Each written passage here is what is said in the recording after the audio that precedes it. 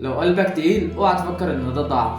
في ايام بتصحى فيها تلاقي نفسك ان قلبك تقيل، مش حزين بس مرهق. الكلام بيطلع بالعافية، والضحكة كمان محتاجة مجهود، وابسط حاجة بتستهلكك.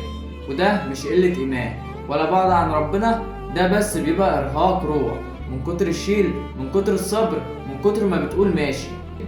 وللأسف بتقول ماشي وانت جواك مش ماشي خالص. ربنا فاهمك اكتر ما انت فاهم نفسك، وعمره ما طلب منك تبقى جبل طول الوقت.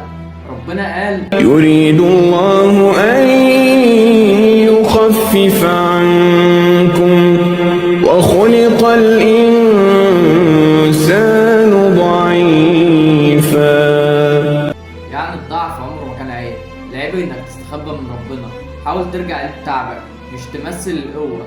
قول له يا رب انا مش قادر. الجملة دي لوحدها دعوة، ولوحدها بداية راحة. وما تحاربش عشان تبان ثابت، ولا تهرب عشان ترتاح. الراحة اللي بجد مش في البعد ولا في الإنكار. الراحة بجد إنك تسند قلبك على ربنا وتسيبه يشيل عنك كل حاجة. ولو قلبك تقيل النهاردة، افتكر دايما إن ربنا شايفك وقريب منك أوي، ومش مستني منك غير الصدق. اعمل لايك وفولو، ممكن غيرك محتاج يسمع الكلام ده.